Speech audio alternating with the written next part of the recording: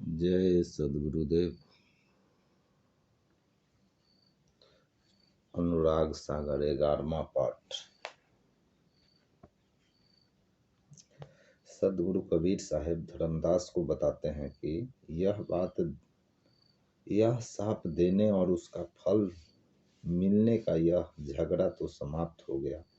तब फिर से जगत की रचना हुई। ब्रह्मा, विष्णु, महेश और अष्टांगी, इन चारों ने अंडज, पिंडज, उष्मज और स्थावर 4 खानियों का जीव उत्पन्न किया। फिर 4 खानियों के अंतर्गत भिन्न भिन्न स्वभाव की 84 लाख योनियां उत्पन्न की।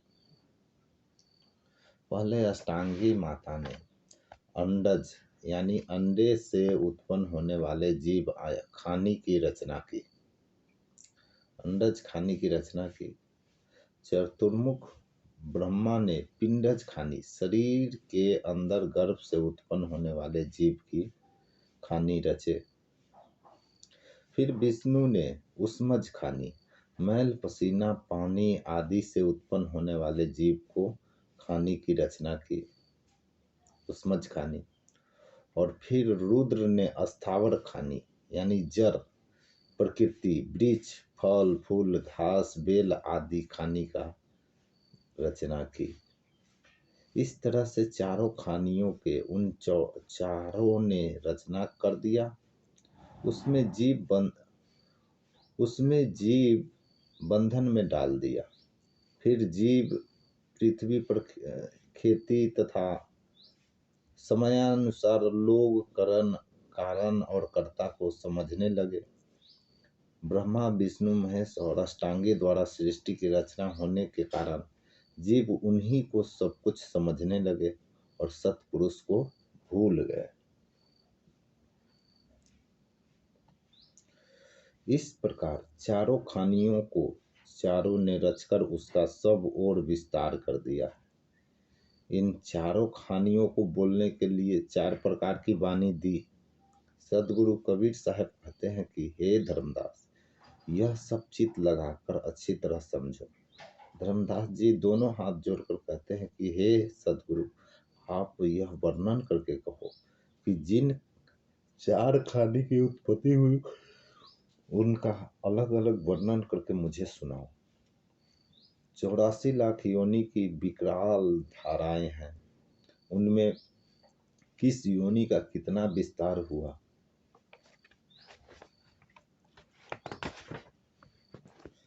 सद्गुरु कबीर साहब कहते हैं कि धर्मदास, मेरी वाणी को सुनो। मैं तुम्हें योनि भाव का वर्णन कर कहता हूँ, सब अलग अलग कहकर समझाता हूँ और अंत तक मैं तुमसे कुछ नहीं छुपाऊंगा। हे भाई, तुम अपने मन में कोई शंका मत पालो तथा मेरे वचन को मन लगाकर ग्रहण करो। 84 लाख योनियों में 9 लाख जल के जीव बताए जाते हैं और 14 लाख पक्षियों का प्रमाण है। कृमि कीट, उड़ने रेंगने वाले कीड़े आदि 27 लाख तथा 30 लाख स्थावर, बेल, वृक्ष, फूल आदि बताए गए हैं। 4 लाख मनुष्य योनि का प्रमाण है। सब योनियों में मनुष्य देह श्रेष्ठ है, क्योंकि इसी परम पद मोक्ष को जाना, समझा एवं पाया जा सकता है। इस योनि से ही मोक्ष को जाना, समझा और पाया जा सकता है। मनुष्य योनि ज्ञान विचार से युक्त एवं साधन संपन्न है।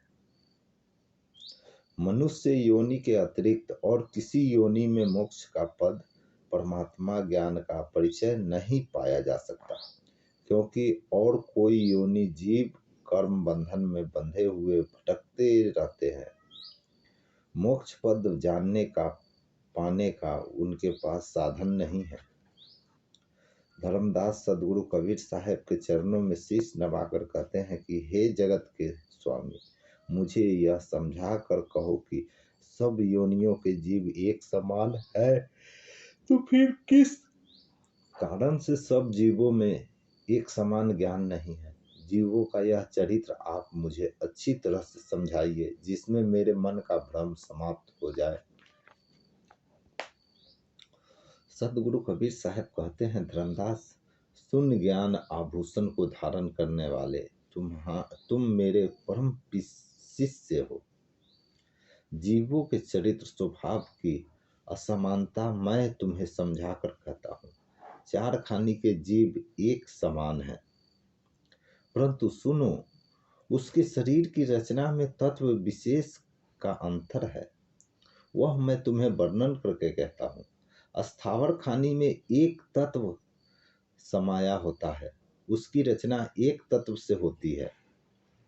उष्मज खानी में मैल पसीना कीचड़ पानी में जो तत्वों का प्रमाण है। अंडज खानी अंडे से उत्पन्न होने वाले जीव में तीन तत्वों के गुण समझे। पिंडज खानी शरीर में गर्भ से उत्पन्न होने वाले जीवों में चार तत्वों का गुण कहा गया है, परंतु मैं मनुष्य शरीर में पांच तत्वों मानो।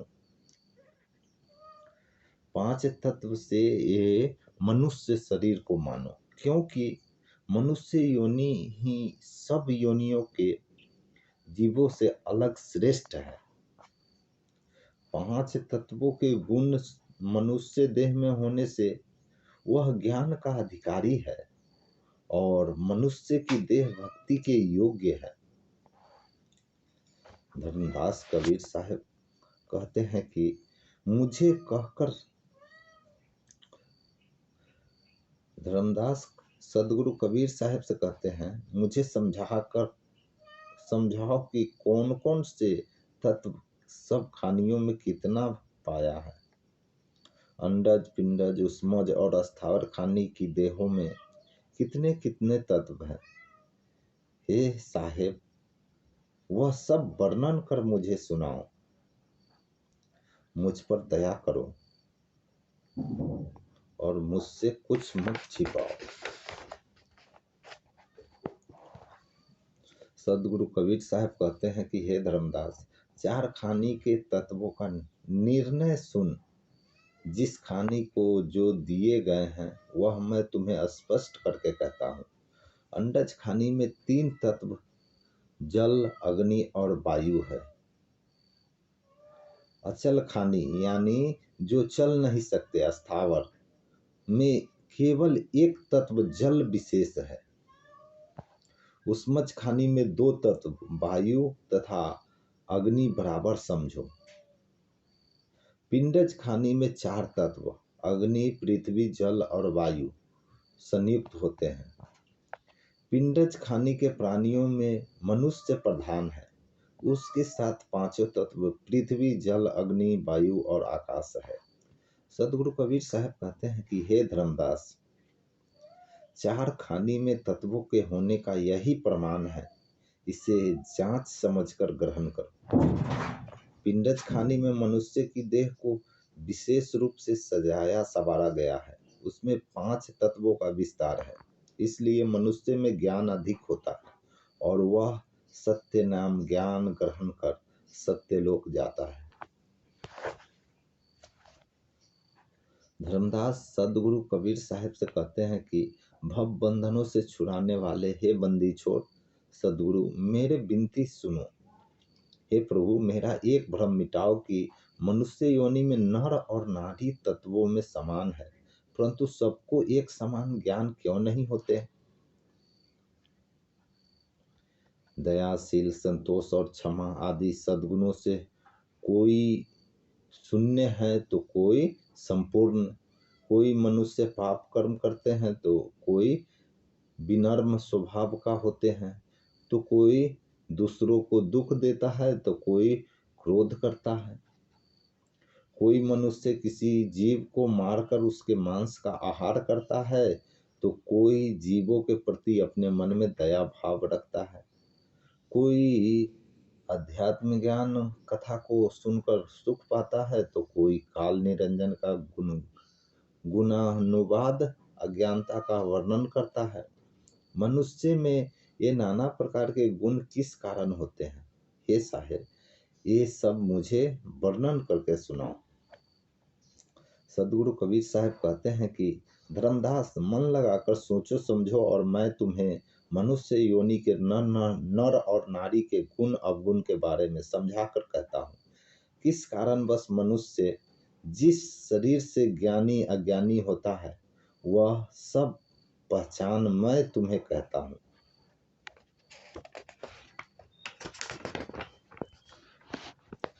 सिंह, सांप, गूदा, कुत्ता, गिद्दर, कौवा, गिद्ध, सूअर और बिल्ली, इनके अलावा और भी अनेक जीव हैं जो इनके समान हिंसक, पाप योनि, अभ्यक्ष, मांसादि खाने और दुष्कर्मी और नीच नीच गुणों वाले समझे जाते हैं। इन योनियों में से जीव आया और जिसने मनुष्य योनि में जन्म पाया तो उसके भी पीछे की योनि का स्वभाव नहीं छूटता। उसके पूर्व कर्मों का प्रभाव उसकी प्राप्त मानव योनि यानी मनुष्य जन्म पर भी पड़ता है। उस योनि के स्वभाव एवं कर्मों का प्रभाव फिर छूटता है या पूर्ववत बना रहता है, जिससे वह मनुष्य देह पाकर पूर्व के कर्मों में प्रवृत्त रहता है। उससे युक्त निम्न पशु योनियों में मनुष्य योनि में आए, परंतु वैसे ही दुष्कर्मी एवं पाप स्वभाव वाले ये सब जीव उन्हीं नीच पशुओं की योनि के दायरे में आते हैं, जबकि वे मनुष्य की देह में प्रत्यक्ष दिखाई देते हैं। जिस योनि से मनुष्य आया है उसका स्वभाव वैसा ही है। जो दूसरों पर घात आक्रमण करने वाले क्रूर, हिंसक, पापकर्मी एवं क्रोधी विषैले स्वभाव के जीव हैं, उनकी योनि का प्रभाव दूसरा नहीं होता, वैसा ही बना रहता है। सभी योनियों में श्रेष्ठ मनुष्य जन्म पाकर भी लोग सत्य, शील, दया, कर्म, संतोष, विचार, विवेक, सद्गुण धारण नहीं करते। वह सेवा, भक्ति एवं दान आदि कारण करने वाले कर्म नहीं करते, बल्कि मांस मदिरा का सेवन करते हैं, आचार विचार व्यवहार से भ्रष्ट तथा चोरी, धोखा आदि पाप कर्म करते हैं, दूसरे को दुख देते हैं। और ऐसे मनुष्य कैसे माना जा सकता है? वास्तव में वे अधम पशु के स्वभाव की ही छाया होते हैं। मनुष्य योनि में जन्म लेकर इससे पूर्व योनि का प्रभाव मिटाने का केवल एकमात्र उपाय है।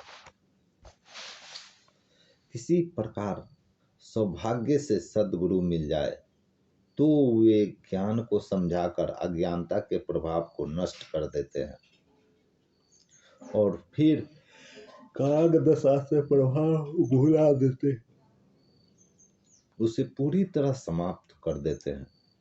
फिर तब वे, हे भाई, पूर्व पशु योनि तथा प्राप्त मनुष्य योनि का द्वंद्व मोर्चा छूट जाता है।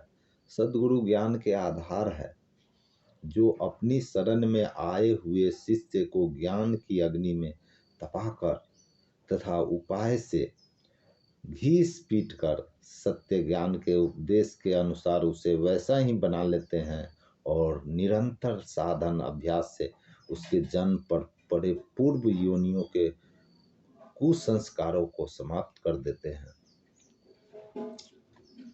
सद्गुरु कबीर साहब उदाहरण देते हुए समझाते हैं कि जब धोबी वस्त्र को धोता है और जैसे साबुन के मलने में वस्त्र उज्जवल साफ हो जाता है, ए भाई, वस्त्र में थोड़ा सा मैल हो तो थोड़े ही परिश्रम से मैल नाश हो जाता है, परंतु जो वस्त्र पूरा मैल से भरा पड़ा हो तो उसको धोने में, साफ करने में अधिक से अधिक मेहनत करने की आवश्यकता पड़ती है।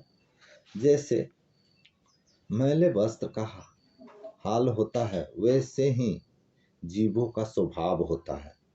कोई कोई जीव तो अंकुरी होता है, वैसे तो अंकुरी जीव सद्गुरु के थोड़ी से ज्ञान की ही सोच विचार कर शीघ्र ही ग्रहण कर लेता है। उसे ज्ञान का संकेत मात्र ही पर्याप्त होता है। अधिक ज्ञान कथन करने की उसके लिए आवश्यकता नहीं होती, क्योंकि वह जीव ही सच्चे ज्ञान का अधिकारी होता है। धर्मदास सद्गुरु कबीर साहब से कहते हैं कि यह तो थोड़ी सी योगियों का लेख जोखा है। अब आप चार खानी के जीवों का भव विशेष रूप में कहो। चार खानी के जीव है, वे ही मनुष्य खानी में आते हैं। उनके लक्षण मुझे बताओ और उन्हें अलग अलग कर मुझे समझाओ, जिससे देख समझकर मैं सावधान हो जाऊं।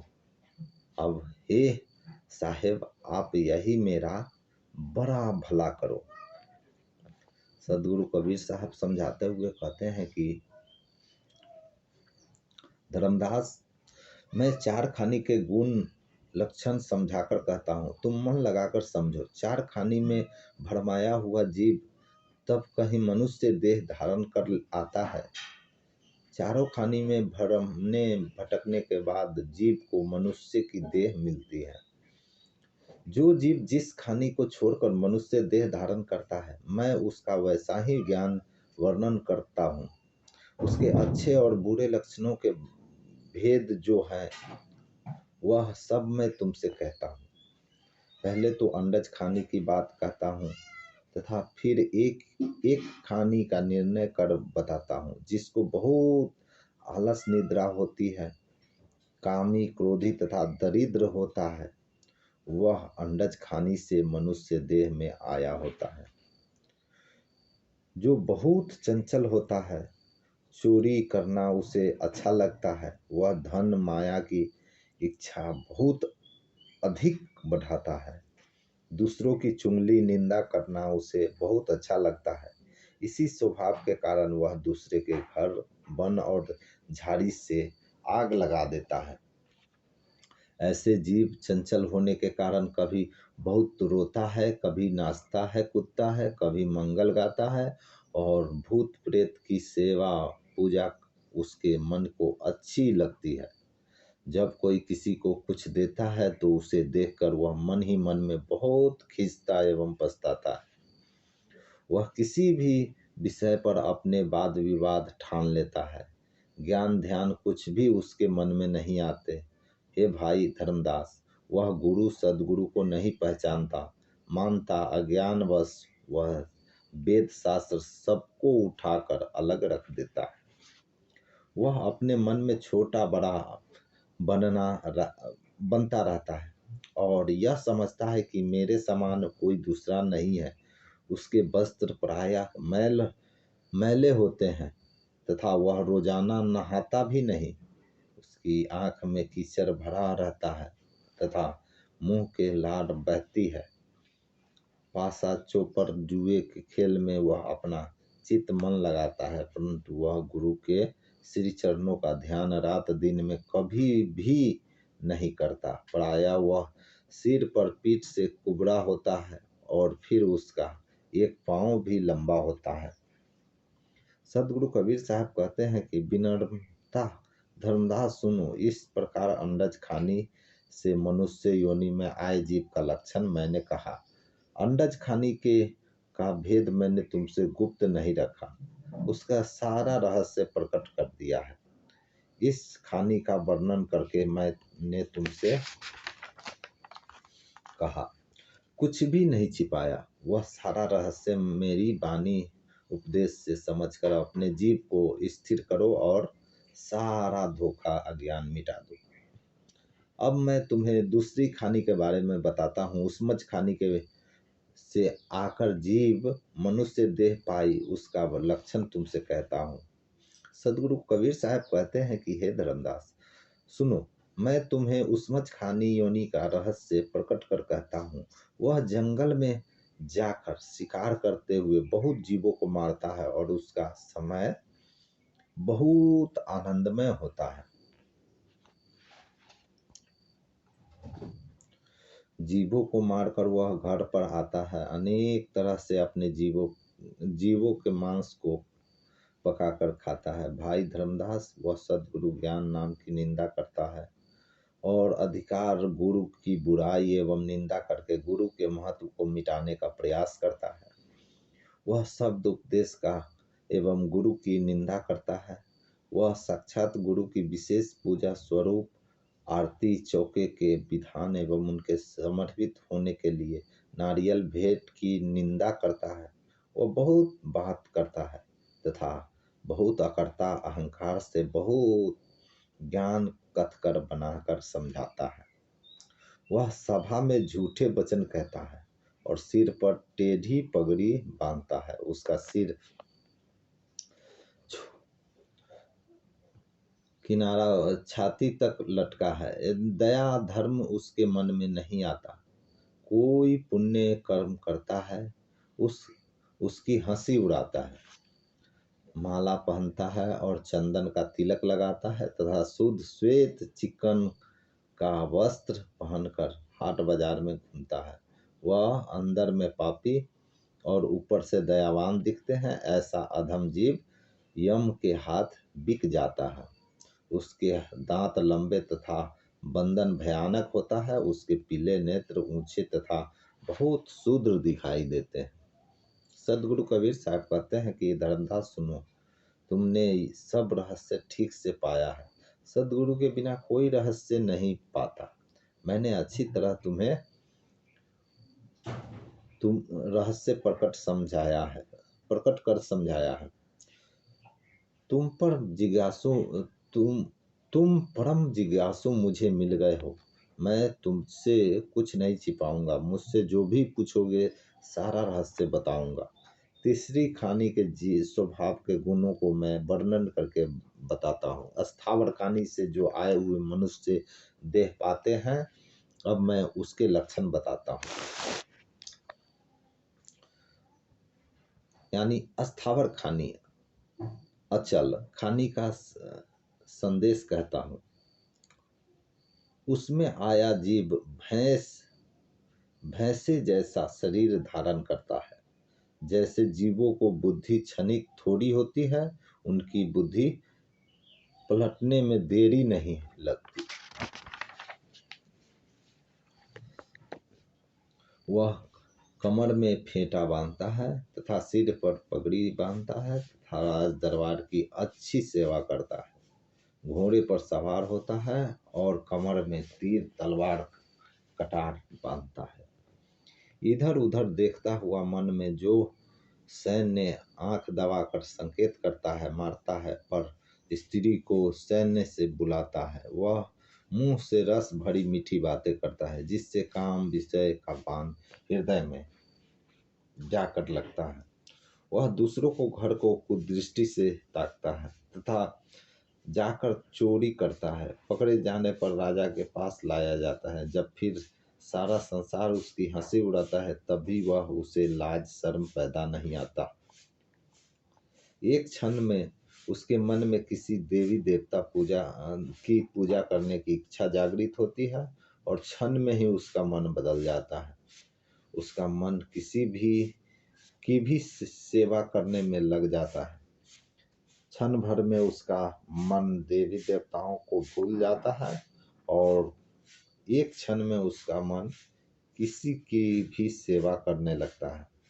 एक क्षण में वह पोथी पुस्तक पढ़कर ज्ञानी बनता है और एक क्षण में सबके घर आना जाना घूमना फिरना शुरू करता है। एक क्षण में वह अपने मन में सूरवीर कहलाता है तो एक क्षण में वही कायर हो जाता है। एक क्षण में वे मन में साहू बन जाता है तो एक क्षण में ही चोर बन जाता है। वह एक क्षण में धर्मवान बन जाता है तो एक क्षण में वह न करने योग्य कर्म करने लगता है। इस प्रकार क्षण प्रति क्षण उसके मन के भाव बदलते रहते हैं, जिसके कारण वह सुखी दुखी होता रहता है। वह भोजन करते समय माथा खुजलाता है तथा फिर बाँ जांघ रगड़ता है, भोजन करता है, फिर सो जाता है। जो जागता है उसे मारने दौड़ता है, जो जगाता है उसे मारने दौड़ता है। फिर जिसकी आंखें लाल हो जाती है, मैं उसका भेद कहाँ तक कहूँ। सदगुरु कबीर साहब कहते हैं, धर्मदास अचल खानी के आए जीव यह सब रहस्य वह क्षणिक बुद्धि का होता है। वह अपने मन में क्षण भर में कुछ और करता है और क्षण भर में कुछ और। फिर वह मुमुक्षु जीव गुरु चरणों के समय लीन उनके अधीन हो जाए और सद्गुरु के सत्य ज्ञान को ग्रहण कर हंस बने, तब फिर भक्ति साधना करता हुआ सत्यलोक को जाए। सदगुरु कबीर साहब कहते हैं कि हे धर्मदास सुनो, पिंडज खानी से मनुष्य योनि में आए हुए जीव गुण लक्षण कहता हूँ, वे सुने तुम्हारे पास होंगे। वे चौथे खानी जानने के उपाय। पिंडज खानी के लक्षण सुनाता हूँ, उनके गुण अवगुण का रहस्य बताता हूँ। पिंडज खानी के आया जीव बैरागी होता है तथा योग साधना की मुद्राओं में उमून यानी समाधि आदि का मत धारण करने वाला होता है और वह वेद जीव विचार कर धर्म कर्म करता है। वह तीर्थ जाता है, व्रत करता है, ध्यान करता है, समाधि लगाता है, गुरु चरणों में अच्छी तरह बंधा लगा हुआ रहता है, वेद पुराणों का ज्ञान कहता है, सभाओं में बैठकर बहुत अच्छी बातें करता है, राज्य का कार्य करने का तथा स्त्री संग का बहुत सुख मानता है, कभी भी अपने मन में शंका नहीं आने देता, उसे धन संपत्ति का बहुत अच्छा लगता है और पलंग पर शुद्ध सफेद सैया बिछाता है। वे उत्तम भोजन शुद्ध सात्विक सुपाच्य और पौष्टिक और अच्छा लगता है। वह सब लौंग सुपारी पान बीरा वगैरह का सेवन करता है। पुण्य कर्म में धन खर्च करता है। मन में उसकी याद आती है रहती है। उसकी आंखों में बहुत तेज होता है और शरीर में पुरुषार्थ बल भरा हुआ होता है। देखो, स्वर्ग सदा उसके हाथों में है। यदि वह कहीं पर भी देवी देवता किसी संत महापुरुष की प्रतिमा देखता है तो माथा झुकाता है। सदगुरु कबीर साहब कहते हैं कि हे धर्मदास, उस जीवों को ध्यान सुमिरन में बहुत लीन तथा गुरु के अधीन समझना। वह सदगुरु के श्री चरणों का दिन रात ध्यान करता रहता है। उनके सत्य उपदेश की निश्चय पूर्वक मानता है। धर्मदास, एक एक खानी का वर्णन कर लक्षण सहित मैंने तुमसे सत्य कहा है। चारों खानी के लक्षण वर्णन कर दिए हैं। अब इससे आगे मुझसे सुनो। मनुष्य योनि के अवधि समाप्त यानी पूरा होने से पहले यदि किसी कारणवश जिस मनुष्य की देह छूट मर जाती है, वह फिर इस संसार में आकर मनुष्य जन्म धारण करता है। मैं अब उसका संदेश कहता हूँ। हे धर्मदास, तुम कान लगाकर सुनो। धर्मदास सदगुरु कबीर साहब से कहते हैं कि हे धर्मदास, मेरे मन में यह संशय आया है, वह फिर मुझे समझाकर कहो कि 84 लाख योनियों में भ्रमने भटकने के बाद तब जीव मनुष्य की देह पाता है। मनुष्य की देह पाया हुआ जीव उसके छूटने पर फिर उसे मनुष्य देह पाता है। मनुष्य की देह छूटना पुनः मनुष्य की देह पाना, यह देह संधि अब कैसे हुई? यह विधि मुझे समझाकर कहो। सदगुरु, ये धर्मदास आपके चरण पकड़कर माथा टेकता है। यह मनुष्य योनि का चरित्र मुझे दिखाओ और जो जीव फिर से मनुष्य जन्म धारण कर आता है उसके गुण लक्षण समझा कर कहो। सदगुरु कबीर साहब कहते हैं कि हे धर्मदास, तुम अच्छी तरह से समझो। मनुष्य देह में फिर मनुष्य देह को पाने चरित्र का मैं अच्छी तरह वर्णन कर कहता हूँ।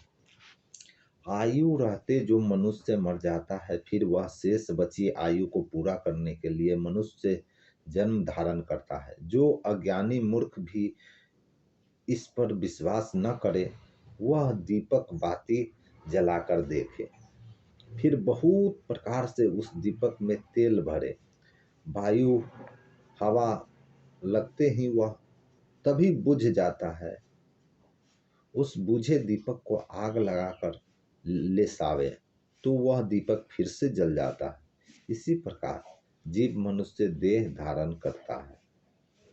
हे बुद्धिमान धर्मदास, उस मनुष्य के लक्षण सुनो, उसका ज्ञान परिचय तुमसे गुप्त न रखूंगा। मनुष्य से मनुष्य के शरीर पाने पर वह मनुष्य शूरवीर होता है। भय डर उसके पास नहीं जाते, मोह माया ममता उसे नहीं व्यापते।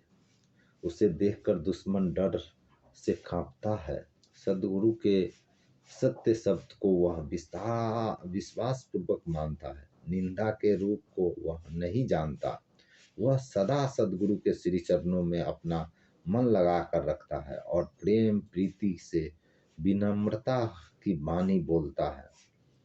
अज्ञानी होकर ज्ञान को पूछता समझता है। उसे सत्य नाम ज्ञान का परिचय और प्रतिदिन सूझता है। हे धर्मदास, जो मनुष्य ऐसे लक्षणों वाला हो उसे देखकर मन में रखो, यानी अवसर आने पर उसके साथ ज्ञान की चर्चा करो। जो जीव सत्पुरुष के शब्द सदुपदेश को पाता है, ग्रहण करता है, उसके जन्म जन्म का पाप एवं अज्ञान रूपी मैल छूट जाता है। सत्य नाम का प्रेम भाव से सुमिरन करने वाला जीव सत्य लोक को जाता है। गुरु के शब्द सदुपदेश को निश्चय पूर्वक दृढ़ता से ग्रहण करता है। वह जीव अमृतमय अनमोल होता है। वह सत्य नाम साधना के बल पर अपने घर अमर लोक चला जाता है, जहाँ सदगुरु जहाँ सदगुरु के हंस जीव आनंद करते हैं। सत्य नाम के प्रताप से काल निरंजन जीव को सत्य लोक जाने से नहीं रोकता। उसी जीव पर सदगुरु के वंश की छाप देखकर काल निरंजन सिर झुकाकर रह जाता है। अब हम अपने वाणी को यहीं पे विराम देते हैं। बस जय सदगुरुदेव।